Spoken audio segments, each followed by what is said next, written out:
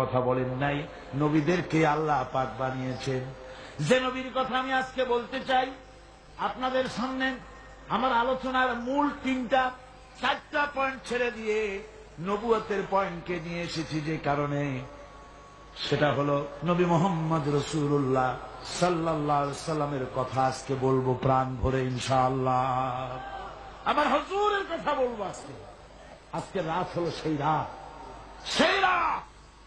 যে রাতে এই দুনির ধরা থেকে আল্লাহ পাক তার হাবিবকে আরশে আজিমে নিয়ে গিয়েছিলেন।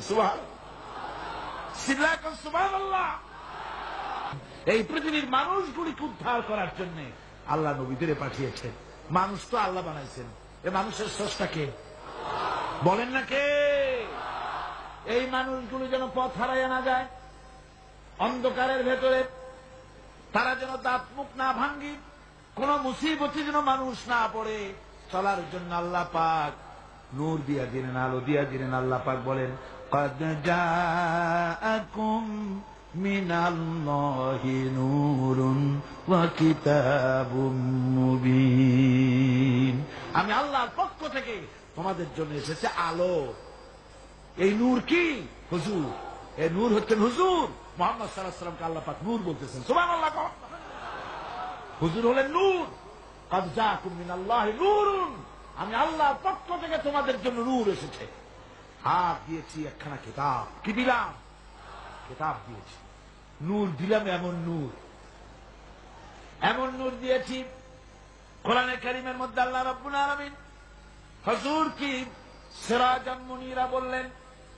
প্রদীপ্ত উজ্জ্বল একটা প্রদীপের সঙ্গে তুলনা করলেন। সূর্যের সাথে নয়, চাঁদের সাথে নয়, তারার সাথে নয়, হুজুরকে তুলনা করলেন একটা প্রদীপের সাথে, চেরাগের সাথে।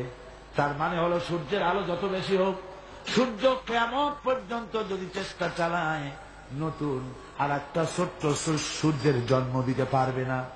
চাঁদ যত সুন্দর তার আলো হোক না কেন, কিয়ামত পর্যন্ত যদি চেষ্টা চালায়, ছোট্ট আর একটা চাঁদের জন্ম দিতে পারবে না। কথা ঠিক কিনা কন?